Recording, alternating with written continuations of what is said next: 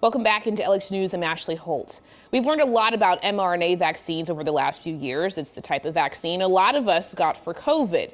But one of the manufacturers for those shots, Moderna, recently made a big announcement about a different kind of mRNA vaccine. It targets skin cancer. The potential vaccine uses the same technology behind COVID-19 preventative shots.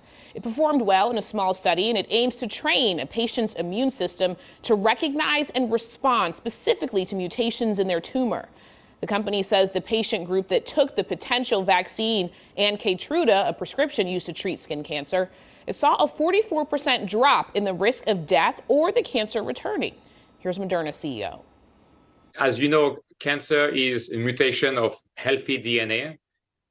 Now, thanks to sequencing technology, we're able to basically look very precisely what mutation do you have in your cancer right now, compare this to a healthy cell of your body, and design a product within 45 days today. Soon it's going to be 30 days, just designed for you to teach your T cell how to recognize the mutation of your cancer.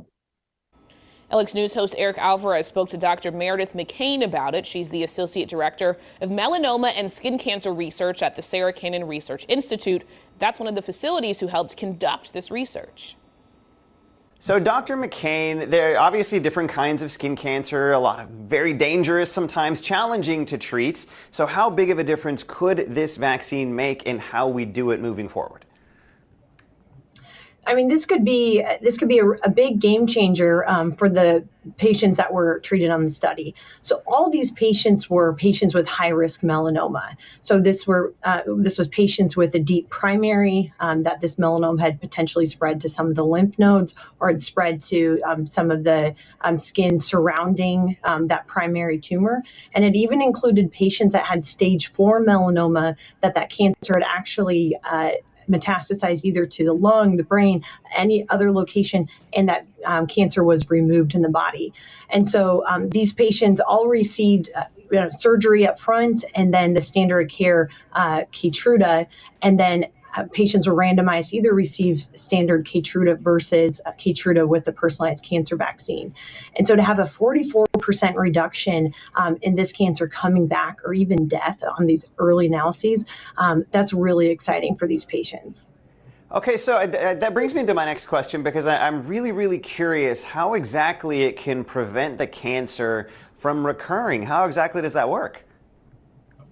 Yeah, so the idea is that we offer medications after a patient has had surgery, and we believe that we've hopefully gotten all of the cancer, that we offer medication to try to train the immune system or train the body to try to kill those cells or recognize them in the future. So adding on this personalized cancer vaccine is even more specific to this patient's cancer and trying to train that immune system.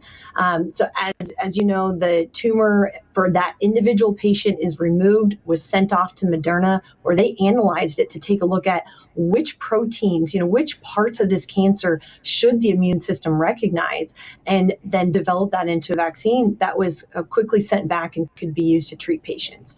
So the goal in cancer therapy is always to try to personalize and make the best treatment for each patient. And that's really what we're offering on this trial and hopefully in the future. Yeah, and this is fascinating. Obviously, someone in your line of expertise understands how all of it works, but the average person just kind of sees cancer as something that either that you need surgery or has to be really aggressively attacked. So this is very promising so far, but I have to ask you, what comes next when it comes to the testing and the clinical process here? Yeah, cancer drug development, it's a long process, but these are exciting early results. So this was a phase 2 study for patients. And so the next step would be to do a phase 3 study. And so what that means is treating more patients that have high-risk melanoma and continuing to randomize them to the personalized cancer vaccine with Keytruda versus Keytruda to see if those results can be replicated again. Additionally, these exciting results in melanoma, I think, are going to spur some advancements potentially in other tumors. We know that melanoma is a cancer that looks very different from the normal cells of your body. And so it's a little bit easier for the immune system to recognize it. And so the idea is, well, maybe this could still be beneficial for other tumors that might be a little bit harder for the immune system to find. And so I think we're going to see additional studies with this mRNA technology. Yeah, and I'd really love to just kind of hit on that last point if we can. And obviously, I hope you understand that a lot of our viewers who are watching this are feeling a sense of hope. It's still a ways away, but just to make sure I'm understanding you, the applications of this, if it works and if it's successful, could be adapted to other kinds of cancers as well. Is that right? Absolutely. I think this is really the tip of the iceberg. I mean, we saw how mRNA technology dramatically changed public health. And so I think, we're really just starting to see how it could potentially transform our cancer therapies. Well, this is certainly fascinating, giving a lot of hope to a lot of people, but the science continues, as we like to say. Dr. Meredith McCain at the Sarah Cannon Research Institute, thank you so much for your research, for understanding, and of course for coming on to explain it to the rest of us. We appreciate your time. Thank you.